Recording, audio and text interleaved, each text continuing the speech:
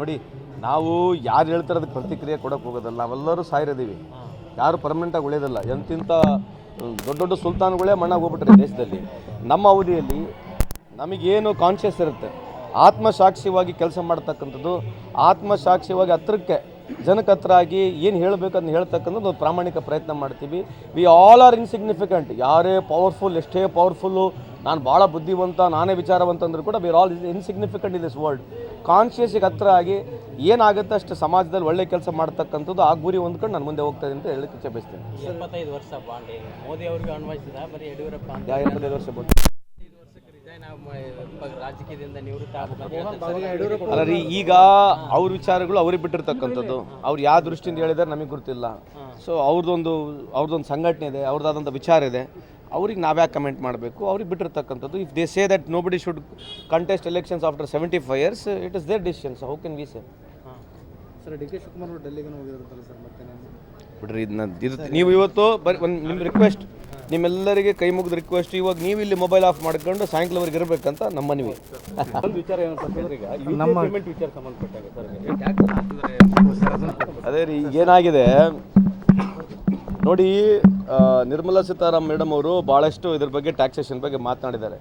ಈಗ ಎಲ್ಲ ಟರ್ನ್ ಯಾರು ಯು ಪಿ ಐನಲ್ಲಿ, ಗೂಗಲ್ ಪೇನಲ್ಲಿ ಯಾರು ಟರ್ನ್ ಬಿಸ್ನೆಸ್ ಮಾಡ್ತಾಯಿದ್ರು ಅವ್ರಿಗೆ ಇಲ್ಲೇ ಈಗ ಬೆಣ್ಣೆ ದೋಸೆ ತಿಂದು ಬಂದೆ, ಅವ್ರಿಗೆ ಕೂಡ ಟ್ಯಾಕ್ಸ್ ನೋಟಿಸ್ಗಳು ಹೋಗಿದ್ದಾವೆ.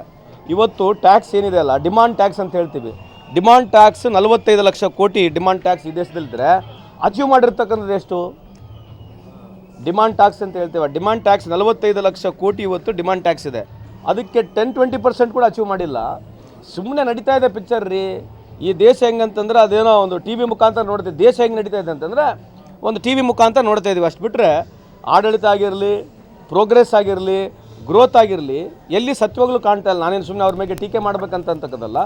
ಯಾಕೆ ಹೇಳ್ತಿದ್ದೀವಿ ಮಾತಂತಂದರೆ, ಇವತ್ತು ಟ್ಯಾಕ್ಸ್ ಡಿಮಾಂಡ್ ಎಷ್ಟು ರೇಸ್ ಮಾಡಿದ್ರು ಕೇಂದ್ರ ಸರ್ಕಾರ, ಆ ಟ್ಯಾಕ್ಸ್ನ ಎಷ್ಟು ಅಚೀವ್ ಮಾಡಿದ್ದಾರೆ ಕೇಳ್ರಿ. 16.5 ಲಕ್ಷ ಕೋಟಿ ಉದ್ಯಮಿದಾರರು ಸಾಲ ಮನ್ನಾ ಮಾಡಿದ್ದಾರೆ, ವೇ ಆಫ್ ಮಾಡಿದ್ದಾರೆ ಅಂತ ಇಟ್ಕೊಳ್ರಿ, ಅಥವಾ ರೈಟ್ ಆಫ್ ಮಾಡಿದ್ದಾರೆ ಅಂತ ಇಟ್ಕೊಳ್ರಿ. ಬಡವ್ರದ್ದು ಯಾಕೆ ಮಾಡಿಲ್ಲ? ಒಬ್ಬ ಸಣ್ಣ ಉದ್ಯಮಿದಾರದು ಈ ದೇಶದಲ್ಲಿ ಒಬ್ಬ ಉದ್ಯಮಿದಾರದು ಕೂಡ ರೇಟ್ ಆಫ್ ಆಗಿಲ್ಲ, ವೇ ಆಫ್ ಆಗಿಲ್ಲ. ಇವನ್ನೆಲ್ಲ ಮಾತನಾಡಬೇಕ್ರಿ. ಇದು ಸಾರ್ವಜನಿಕರ ದುಡ್ಡು ಇದೆ, ಅದು BJP ದುಡ್ಡಲ್ಲ, ಕಾಂಗ್ರೆಸ್ ದುಡ್ಡಲ್ಲ. ಈ ದೇಶದ ದುಡ್ಡು, ಪ್ರತಿಯೊಬ್ಬರ ದುಡ್ಡು. ಈ ದುಡ್ಡು ಕಲೆಕ್ಟ್ ಆದಮೇಲೆ ಯಾವ ಜನಕ್ಕೆ ಅನುಕೂಲ ಆಗ್ತಾಯಿದೆ? ಬಡವ್ರಿಗೆ ಅನುಕೂಲ ಆಗ್ತದೆ, ಸೌಕರ್ಯಕ್ಕೆ ಅನುಕೂಲ ಆಗ್ತಾ ಇದೆಯಾ? ಇವತ್ತು ಕಳೆದ 11 ವರ್ಷಗಳಿಂದ ಎಜುಕೇಷನ್ ಫೀಸ್ ಸ್ಟ್ರಕ್ಚರ್ ಏನಾಗಿದೆ? ಯಾವುದೊಬ್ಬ ಕಾಮನ್ ಮ್ಯಾನ್, ಮಿಡಲ್ ಕ್ಲಾಸ್ನವ್ರು ಯಾರನ್ನ ಹೋಗಿ ಓದ್ಬೋದಾ? ಯಾವುದನ್ನ ಶಾಲೆಗಳಲ್ಲಿ ಓದ್ಬೋದಾ?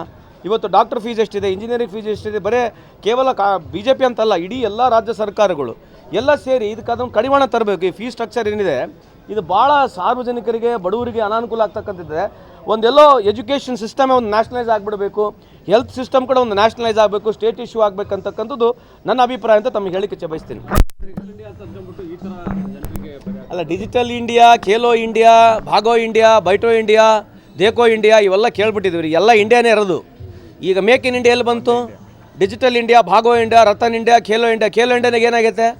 ಖೇಲೋ ಇಂಡಿಯಾನಾಗ 600 ಕೋಟಿ ಗುಜರಾತಿಗೆ ಹೋಗೈತೆ ಸರ್. ಖೇಲೋ ಇಂಡಿಯಾದಲ್ಲಿ 600 ಕೋಟಿ ಗುಜರಾತಿಗೆ ಒಂದು ಮೆಡ್ಲಿಲ್ಲ.